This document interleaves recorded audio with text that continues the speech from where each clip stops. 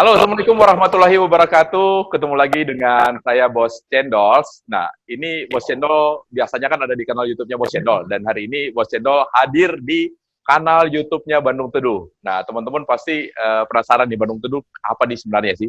Jadi Bandung Teduh ini sebenarnya event yang kita bikin di tahun 1999 awalnya. Yang melibatkan teman-teman mahasiswa di kampus Unpas, ya kampus 4 Unpas itu di Jalan Setiabudi, Bandung ya.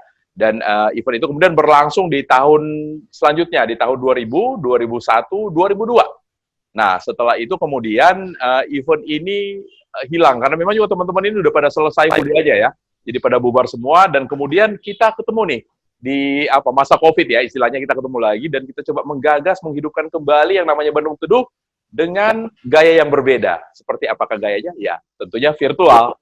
Dan kita coba mengembangkan acaranya tidak sekedar musik. Hari ini kita akan juga menghadirkan beberapa pembicara ya. Kita akan bicara banyak hal. Dan hari ini Bos Cendol kedatangan seorang tamu. Sebenarnya sih ini dosennya Bos Cendol dulu waktu kuliah ya, Ibu Ane, ya kan? Ibu Ane ini nanti akan ngobrol ya tentang yang namanya art terapi. Ibu Ane Nurfarina, ya. Dan Firly ya Bu ya hari ini ya, dengan Firly juga ya.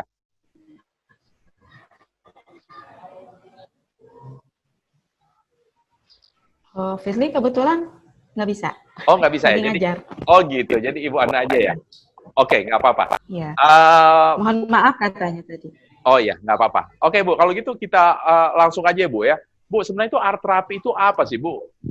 Ini kemungkinan juga Bos Channel sendiri sebenarnya juga nggak tahu banyak tentang art terapi gitu kan. Makanya ini kesempatan baik sekali bagi Bos Channel dan pemirsa Bandung Teduh di rumah untuk tahu lebih banyak tentang art terapi ini. Mungkin Bu Ane bisa silakan.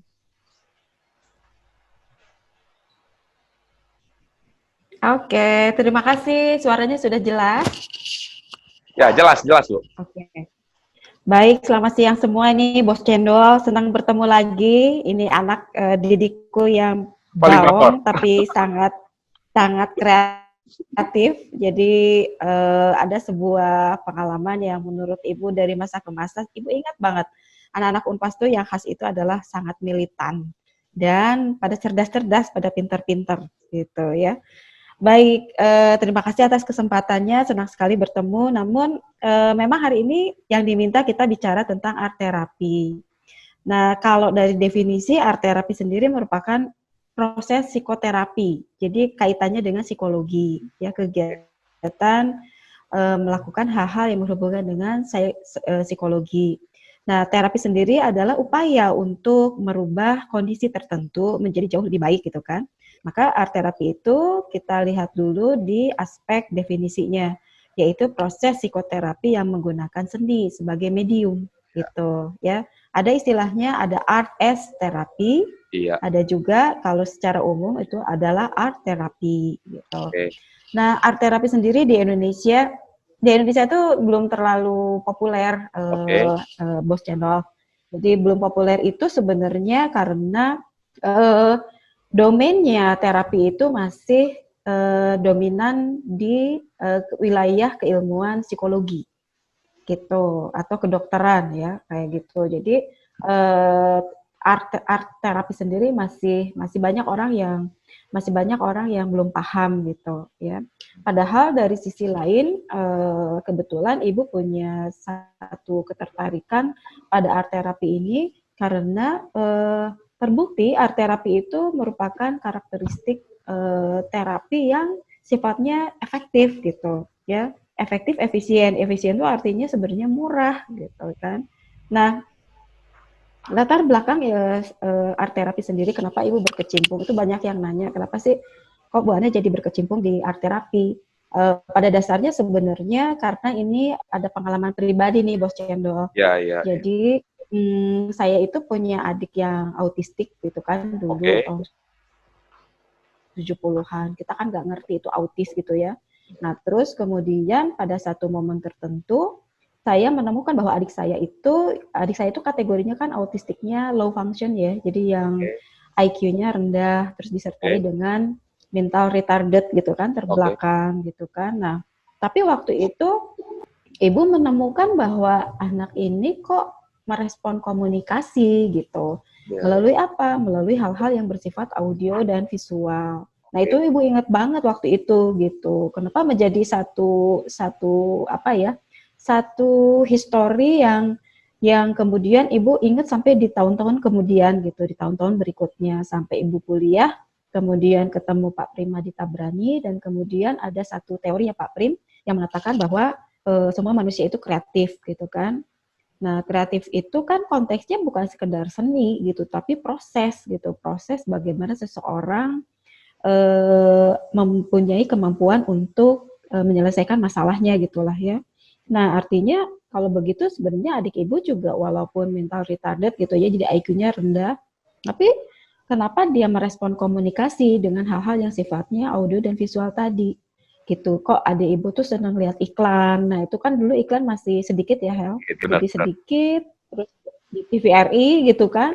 Nah, terus dia kok terstimulasi oleh suara-suara opening iklan tersebut. Kan dulu kalau satu momen iklan di zamannya TVRI itu kan satu momen tertentu tuh berapa iklan sekaligus gitu kan. Nah, itu selalu gitu. Dia selalu tertarik pada iklan tersebut dan kok dia ngerti piano di tusnya dipencet, kalau gitar dipetik gitu kan. Artinya kan rendah-rendahnya IQ seseorang berarti dia punya daya pikir gitu kan. Nah, sampai itu kemudian menjadi catatan kehidupan ibu ketika masuk ke seni rupa ITB itu dan bertemu dengan Pak Prim. Nah, sama Pak Prim itu kemudian kita menjelaskan bahwa tadi yang semua manusia itu punya daya kreatif. Nah, dari situ kemudian ibu membuat sebuah penelitian, dan penelitian itu berbasis ke hal yang tadi dilakukan oleh adik ibu tadi. Ya. Gitu ya. Kenapa ibu fokusnya ke autis? Karena autis itu salah satu simptom disabilitas yang sulit berkomunikasi gitu. Sementara komunikasi itu merupakan hal yang paling urgent ketika kita ingin membangun kognitifnya gitulah. Ya. Balik lagi ke art terapi, artinya di situ kan ada persoalan yang belum dipahami oleh publik gitu, bahwa seni itu tidak sekedar bicara tentang estetika, ya. Jadi mindsetnya dulu emang orang masuk seni rupa tuh ingin jadi pelukis terkenal, jual lukisannya mahal gitu ya, Hel ya. Trennya tuh waktu itu begitu gitu kan. Jadi lu semakin eksis, semakin punya nama, karya lu semakin mahal gitu kan, kayak gitu. Nah terus akhirnya ibu menemukan bahwa oh seni ternyata punya fungsi. Dan ibu belum baca apapun waktu itu ya, cuman masih hipotesis aja, masih kesimpulan pribadi. Dan pada akhirnya diketahuilah bahwa memang seni itu punya fungsi untuk membangun kompetensinya seseorang, menyelesaikan permasalahan seseorang dari aspek psikologi gitu. Nah itu sih akhirnya ibu jadi mendalami art terapi tersebut, dan kemudian sayangnya di Indonesia itu masih sangat asing gitu, banyak yang masih asing dengan seni tersebut. Dan bahkan ada Nah, karena memang ini hal yang baru juga ya, Bu, ya, di Indonesia, Bu, ya. Ini hal yang baru juga di Indonesia, Bu, ya. Di Indonesia relatif baru, tapi sebenarnya pada tahun sekitar 90-an itu sudah mulai orang berpikir tentang art terapi, tapi sifatnya kelompok gitu, kelompok. Jadi masih asumsi-asumsi gitu. Sementara yang perkembangan art terapi itu kan di negara-negara maju ya, di negara-negara maju yang kemudian mereka membuatkan klasifikasi art terapi itu apa, caranya bagaimana, teknisnya bagaimana, tapi intinya mediumnya adalah menggunakan medium yang masuk dalam kategori seni gitu. Nah, Bu, tapi kemudian kan selama Ibu menjalani ininya kan tentunya kan ada tantangan dan hambatan, Bu, kan? Ya, betul. Bisa berbagi gitu, Bu, tentang tantangan apa yang kemudian Ibu temukan di lapangan ketika menjalankan program ini gitu, Bu? Ya. Nah, terus ceritanya gini, Hel. Jadi pas begitu, saya kan akhirnya diskusi dengan Profesor Setiawan Sabana ya, guru ibu. Nah, beliau mengatakan ya udah kalau riset lebih baik jadikan sebagai riset yang serius gitu.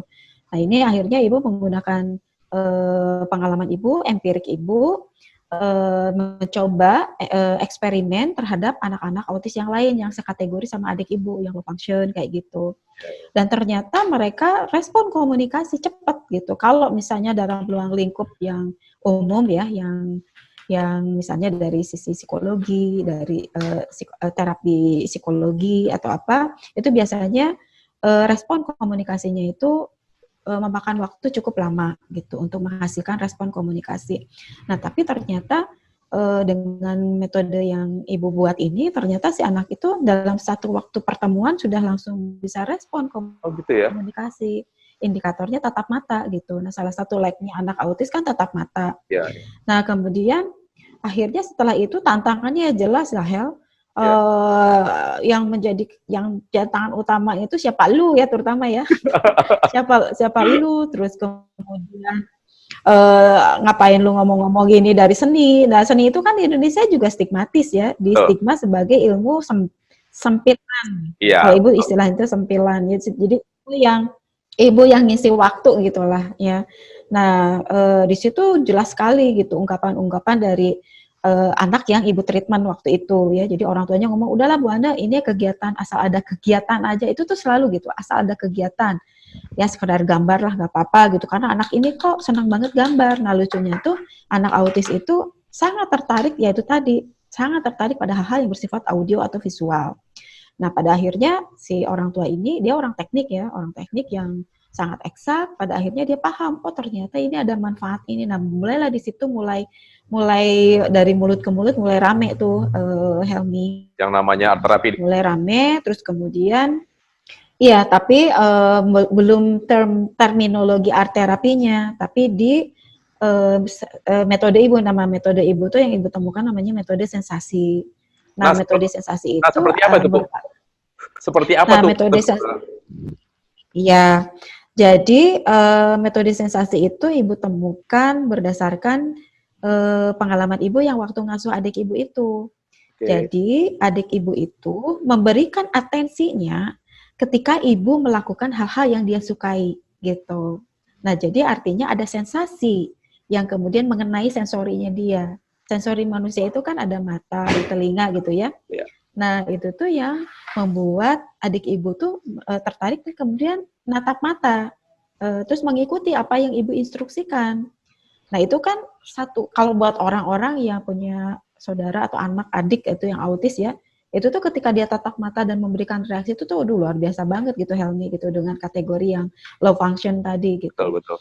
Nah, kemudian disitulah Ibu menggali, mendalami sampai akhirnya menguji cobakan dengan stimulus-stimulus yang lain, kayak misalnya film kartun, dengan hal-hal yang kalau konsepnya metode Ibu tuh justru kita menitik beratkan pada animonya si subjek gitu. Ya, bukan kita narik orang lain tertarik pada apa yang kita sukai gitu kan. Tapi kita, kalau istilah Ibu tuh, kita masuk ke pintunya dia.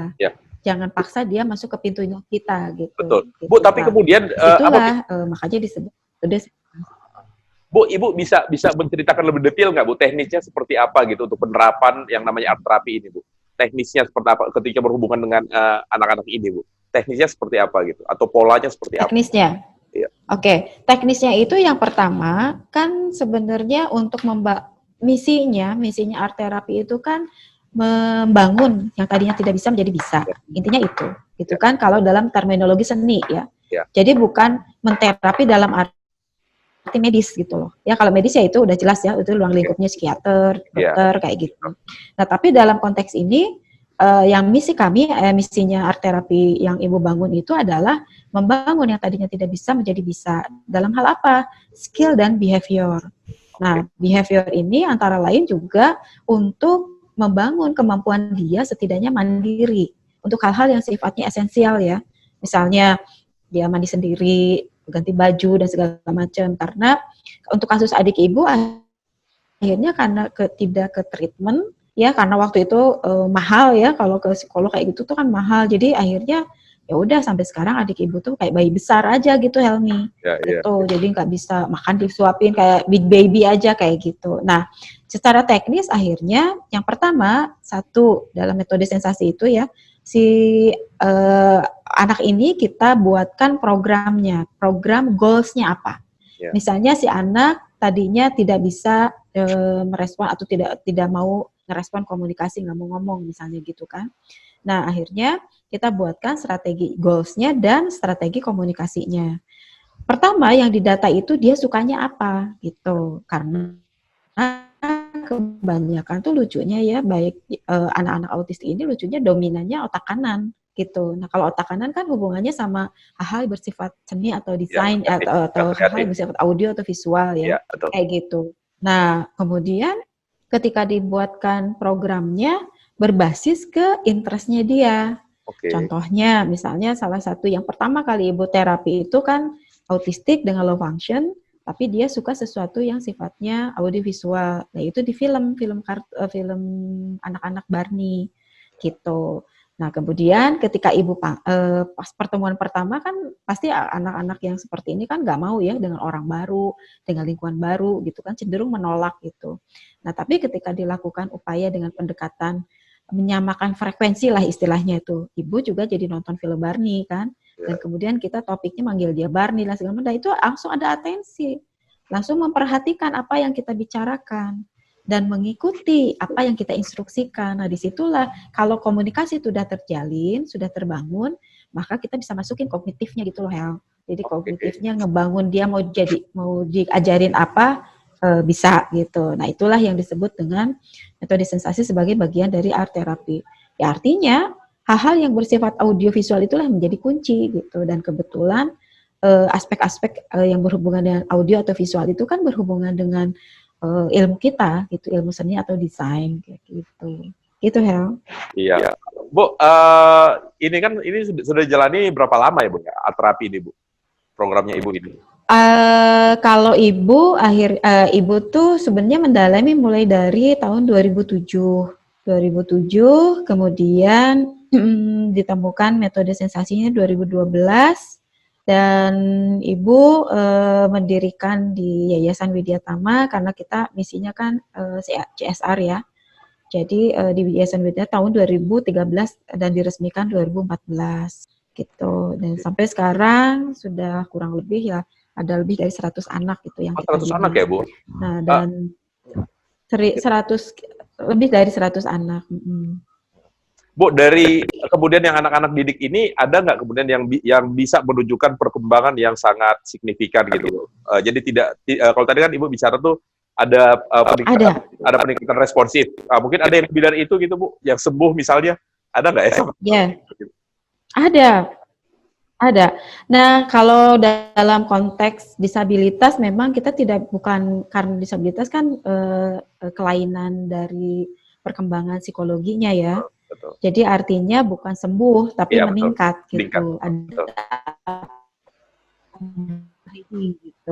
Meningkat. Nah, dalam hal ini kalau dari sisi peningkatan banyak yang jadi peningkat ya, antara lain misalnya tergantung masalahnya masing-masing, karena kalau ngurusin disabilitas ini kan satu kasus dengan yang lainnya berbeda Hel. Jadi anak misalnya ya, contohnya ada anak yang ibu terapi itu misalnya anak yang dia disertai dengan namanya tuh slow processing speed disorder. Jadi dia lambat banget mengolah ininya, tapi si otaknya sudah mulai bekerja, sudah mulai tahu jawabannya, tapi respon reaksi motorik, reaksi ke fisiknya itu lebih lambat ketimbang apa yang dia pikirkan.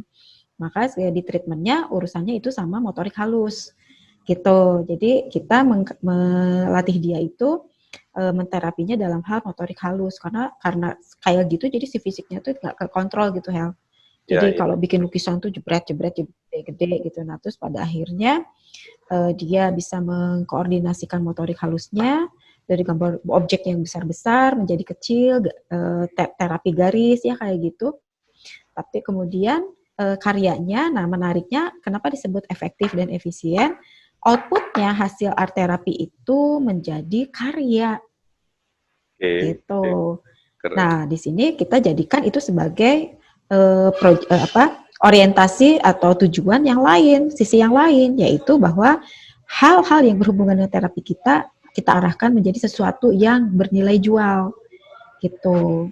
Nah, jadi anak ini sekarang motorik halusnya sudah lebih bagus, terus kemudian dia karyanya, outputnya, dia sudah masuk ke sekarang treatmentnya, bukan treatment ya, tapi ke skill, peningkatan skill. Nah, sekarang sama Kak Firly nih, tadinya kita mau sharing dengan Kak Firly. Ya Kak Firly ke digitalnya. anak-anak ini bisa Adobe Illustrator, bisa Oh ya. Photoshop, bisa kayak gitulah. Iya, jadi nah itu yang mulai rada orang mulai akhirnya mengakui gitu Helmi bahwa memang art therapy punya potensi yang lebih efektif gitu karena hasilnya konkret. Outputnya Ya, tidak ya. sekedar dari behavior aja, tapi juga Betul. skill tadi Skill, betul, gitu. peningkatan skill. Nah, skill Ya. inilah yang sekarang lagi didorong supaya jadi tuh. Nah, skill inilah yang kemudian kita dorong menjadi pembekalan untuk dia bisa survive secara finansial gitu. Karena itulah PR yang utama. Karena Indonesia tertinggi jumlah peningkatan khususnya yang mental ya, Ya, autis. ya. Yang autis aja udah tahun 2015 udah setahun udah 500 kelahiran itu autistik Waduh. gitu kan. Nah, itu jadi PR untuk kita semua gitu. Bu, ini kan ada didiknya Ibu itu apa rentang umurnya itu dari berapa sampai berapa ya sekarang yang sementara ditangani yang 100-an lebih itu? Oke, jadi kalau kita akhirnya kan karena kategori disabilitas itu kan ada tiga tingkatan ya, sama lah seperti pada umumnya reguler. Ada yang IQ-nya rendah ya, yang low function, ada yang tengah-tengah, yang middle, terus ada yang pinter banget, yang genius malahan ya, yang high function. Nah, yang berkembang yang dikenali di Indonesia itu hanya yang high function aja. Pasti yang autis jenius, padahal nggak juga gitu. Juga. Ada juga ya, ada ibu juga autis yang low function gitu kan kayak gitu. Nah itu stigma-stigmanya lucunya tuh liar gitu kalau di Indonesia tuh gitu ya. Nah sehingga akhirnya kita membuat 2 program Helmi. Ya. Programnya itu yang pertama yang low function itu range umurnya itu 6 sampai 20 tahun. Kita terima untuk treatment khusus. Oke. Jadi di treatmentnya tuh person by person gitu. Jadi satu terapis, satu anak. Nah, tapi kalau untuk anak-anak yang middle to high function, itu kita sistemnya sistem kelas gitu, reguler. Nah, di sistem kelas tapi maksimal hanya 10 anak 10 anak gitu. ya. Dengan rasio satu dosen, satu pengajar kayak gitu. Nah, itu yang kelas ini sistemnya kita alhamdulillahnya dapat izinnya LPK, jadi lembaga pelatihan kerja gitulah. Tapi Oke. dalam bidangnya ya tadi ada desain grafis, seni musik sama kriya gitu. Yang tadi ya kalau desain grafis sama Kak Firly, kalau yang musik sama Dadi, sama Pak Dadi. Umur paling muda itu berapa Bu sekarang Bu yang lagi di 6 tahun ya? Yang paling 6 tahun ada, tapi ya pas keterima ya umur-umur segitu sekarang sih udah rata-rata umurnya di atas 10 tahun. 10 tahun ya. Gitu. Paling tua ada yang 25 tahun. 2 tahun. Wah. Gitu. Bu, ini kan anak-anak ini kan kemudian sudah bisa menghasilkan karya Bu ya, berdasarkan proses yang dilewati. Yeah. Nah, karya ini kemudian pernah nggak dipamerkan, dibikinkan apa gitu Bu? Mungkin Ibu bisa cerita. Sering banget ya, Wi. Udah sering banget. Jadi sebenarnya dari awal sekali ya, ketika Ibu mulai bergerak tahun 2007, Ibu fokusnya kan ke campaign. Campaign karena banyak bully ya, bully dan stigma gitu ke anak-anak ini, stigma negatif. Kemudian ketika ini sudah jadi sekolah, campaign-nya adalah di campaign karyanya, bahwa ini output-nya nih, karyanya nih, yang tidak ada beda gitu dengan anak-anak yang reguler ya, dengan mahasiswa Ibu yang dari reguler.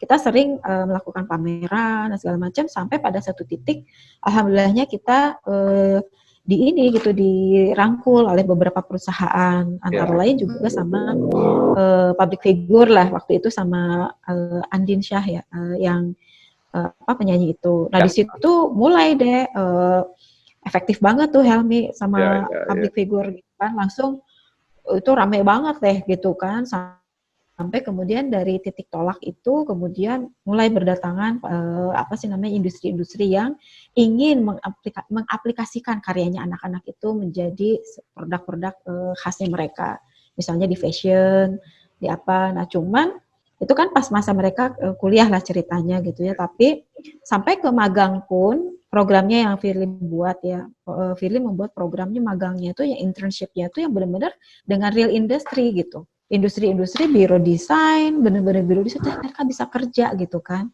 dan itu diakui, dan bahkan mereka itu di sidangnya ceritanya gitu ya Helmi ya, di sidangnya tuh oleh praktisi Oh, praktisi dari industri beneran, bukan dosen yang nyidangnya itu gitu kan, dan diakui bahwa mereka itu bagus lah karyanya, dapat dapat tapi levelnya kan bukan desainer ya, tapi ya, operator lah gitu, jadi yang kayak visualizer kayak gitu ya, kan. Nah tapi sedihnya Helmi ya kan, kelulusan itu kan sudah ada 3 angkatan. Nah tapi setelah lulus, walaupun isunya berkembang, positif dan segala macam ketika kuliah, tapi begitu lulus orang nggak berani ngambil tuh Helmi, gitu nggak ya. berani untuk belum ada yang berani untuk sok ditarik lah, bukan sebagai pegawai barangkali ya, tapi Iya, berikan pekerjaan lah ke mereka gitu, misi kami tuh. Nah sampai akhirnya ya udah dari situ karena banyak yang nganggur balik lagi, yang autis jadi tambah autis lagi gitu kan. Akhirnya ibu buatkan namanya Creative Business of Difabel Community SIDCO yang iya, iya. baru launching tahun lalu gitu, dan alhamdulillah gitu ya, sama balik lagi kayak campaign lagi gitu kan, tapi lebih campaignnya lebih ke kekaryaan mereka. Karya. Tapi ya alhamdulillah juga baru kemarin kita pameran dapat workshop dari komunitas Tionghoa Bandung gitu, pengusaha-pengusaha Tionghoa Bandung, dan insya Allah Sabtu depan itu kita diundang untuk realisasi kerjasamanya gitu. Waduh, ini luar Gitu biasa banget nih Helmi. Bu ceritanya Bu. Eh, ini kan berawal juga dari bagaimana Halo Ibu Helmi. Halo Ibu, agak jelas suaranya? Agak ada gangguan. Halo, Ibu jelas suaranya? Iya tadi Helmi agak putus-putus. Oh nggak putus. Sekarang Suaranya udah jelas jelas? tapi tadi sempat putus-putus. Udah, Oh oke. gitu. Nah Bu, ini kan semua kan berawal dari kisah hidupnya Ibu sebenarnya menangani adik Ibu yang kemudian itu, dan kemudian sampai sekarang itu akhirnya berkembang bagus. Nah sekarang pertanyaan terakhir sebelum kita menutup sesi obrolan kita ini, apa sebenarnya harapan Ibu Ya, tentang art terapi ini ke depannya di ya. Indonesia Bu? Oke. Jadi yang pertama sebenarnya yang ini pelajaran buat ibu pribadi ya gitu. Buat ibu pribadi itu dulu sempat frustasi lah Helmi ya. Ibu waktu teenagernya itu sempat frustasi juga. Lah gue kok dikasih adik kok kayak begini, nggak berguna gitu loh Helmi. Nah tapi itu ditohok banget dengan kondisi ini. Metode ini kan sebenarnya metode adik ibu ya gitu kan. Ya inspirasinya dari adik ibu. Intinya adalah satu, bahwa Allah pasti punya rencana gitu terhadap setiap individu di dunia ini. Kita ketemu hari ini juga entah apa yang terjadi ke depan gitu Helmia. Satu, tidak ada ciptaan Tuhan yang gagal ya, masing-masing punya tugas lah gitu kan. Satu. Kedua, bahwa secara keilmuan seni itu punya nilai manfaat ya, nilai manfaat yang bisa kita manfaatkan karena murah gitu. Dan ini bisa diaplikasi oleh para orang tua atau terapis dimanapun, di pelosok gitu kan, kayak gitu. Nah sehingga harapan ibu sih mudah-mudahan ke depan anak-anak penyandang ya, karena kita bukan dokter ya, kita tidak preventif ya, tapi bagaimana ilmu seni ini ternyata art terapi ini bisa menangani anak-anak ini untuk dimandirikan gitu, baik secara skill ataupun behavior, dalam arti kemandirian finansial ya. Kebayang kalau misalnya nanti orang tuanya meninggal, terus kemudian siapa yang ngurus gitu kan. Nah sehingga harapan ibu sih ke depan ada ada inklusivitas, di mana perusahaan-perusahaan tuh nggak mikir lagi nih autis atau tidak dan segala macam, pokoknya lihat karyanya aja deh gitu. Karyanya, terus perilaku berkaryanya bagaimana, sehingga kesempatannya jadi sama gitu dengan anak-anak ibu yang lulusan-lulusan yang reguler gitu. Itu aja sih harapannya. Waduh, terima kasih banget nih Bu ya. Akhirnya juga Bos Iya, Cendol dan teman-teman penonton Bandung Teduh tuh mendapatkan informasi yang lebih jelas apa yang selama ini orang perbincangkan tentang art terapi. Sekali lagi Ibu, terima kasih banget sudah bisa bersama-sama iya. dengan Bos Cendol untuk Bandung Oke, Teduh terima kasih virtual juga Helmi. 2020. Terima kasih ya Bu ya. Dadah. Ya, bye-bye, sukses Bandung Teduh.